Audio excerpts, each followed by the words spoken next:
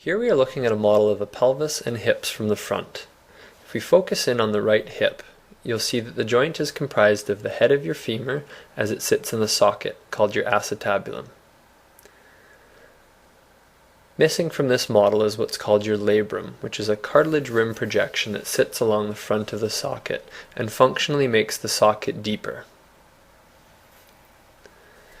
Your hip, being a ball and socket joint, has movements in all directions. You can flex your hip, extend it, rotate it inward and outward. There are many muscles that help stabilize your pelvis on your hip joint. There's muscles on the front, the side, and the back. If you look at this model here, which is a half of a pelvis, first you'll notice your hip flexors that sit on the front of the joint. Your hip flexor is comprised of two muscles, your iliacus, which attaches into the main bowl part of your pelvis on the inside, and your psoas, which extends from your groin right up into the front of your spine. As you'll see on the model here, it goes from your groin all the way up into the front of your vertebrae here.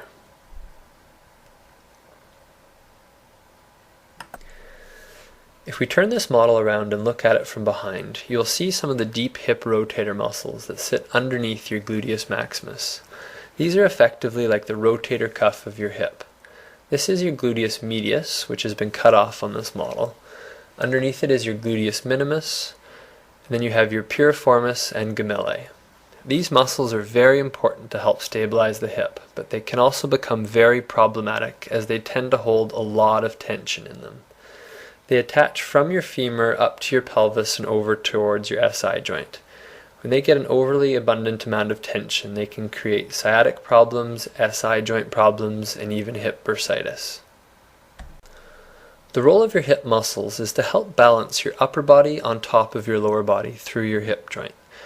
As we look at the spine model, you'll see weight gets distributed down through your spine, over to your SI joints, through your pelvis, to your hips, down to your knees, and down to your feet.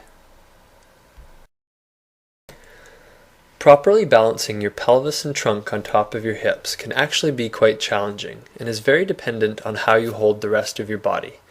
If you tend to overly brace your back or butt muscles, it can lead to muscle imbalances that actually make it quite challenging to properly vertically load your spine. These poor movement strategies are the prime cause of hip pain and degeneration over time. Start paying attention to how people stand, in lineups and bus stops and anywhere they have to stand in one spot for a while. You will notice that most people have trouble keeping their pelvis on top of their hips. Instead, they will jut out a hip, push their pelvis forward, and/or cross their legs. These are all lazy strategies for dealing with gravity, and although may seem easier at the time, tend to lead to pain and degeneration over time. These postures allow you to hang on big ligaments and use as little muscle as possible. Unfortunately, they also tend to compress the knees, hips, and low back while overstretching the ligaments of the hips, and the result is typically pain.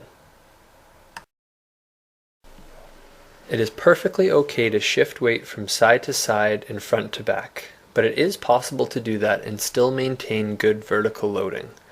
Over time, people typically develop muscle imbalances that make them prone to holding their pelvis either overly tipped backward and tailbone tucked underneath them, or tipped forward and tailbone up. Too far in either direction comes with its own set of problems. The key for any person is to strive for a neutral position and stay vertically stacked.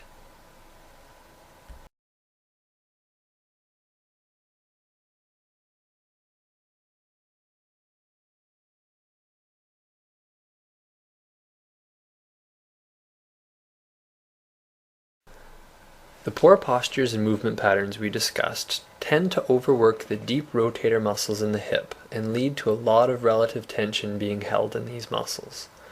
This tension imbalance alters the mechanics of how the ball moves in the socket and results in a lot of compression and even pinching on the front of the joint. Continually using your hip in this manner can and will lead to hip and groin pain, hip bursitis, tendinitis, and ultimately osteoarthritis. Ideally, the hip functions deep in the socket, but muscle imbalances and poor movement control result in a lot of wear and tear and ultimately pain.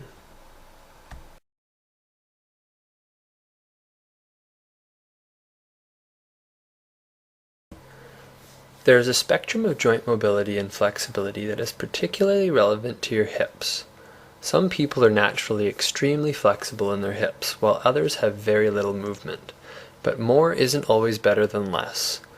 Average is ideal for the health of your body.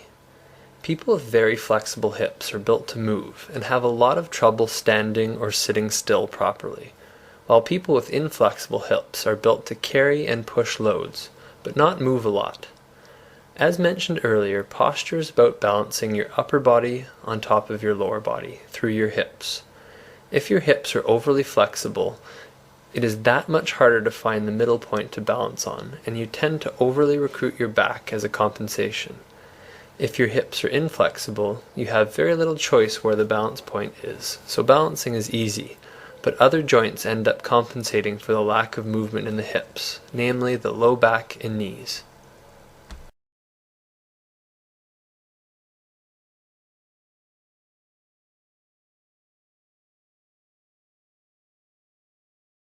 As you can see in the butt gripper example, the knees have bent and the back is rounded to compensate for the immobility of the hips. Whereas in the hip hanger example, the person will end up overly bracing their back and then have a lot of trouble balancing their pelvis and torso on top of their hips, and end up overly stretching and straining some of the ligaments on the front of their hips.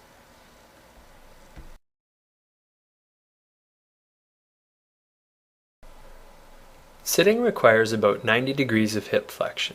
If you only have 90 degrees, sitting properly can be hard to hold. If you have 150 degrees, sitting properly can be hard to find. Again, it is all about vertically stacking.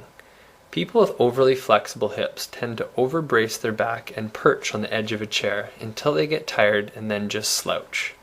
People with stiff hips and a forward head posture tend to sit with their body behind their hips right from the start. The loosey-goosey people end up with muscle pain in their backs and necks from overbracing for so long, while the tight people end up with ligament pain in their backs and compression pain in their hips. Becoming aware of how you cheat to compensate for your body is the best way to prevent pain.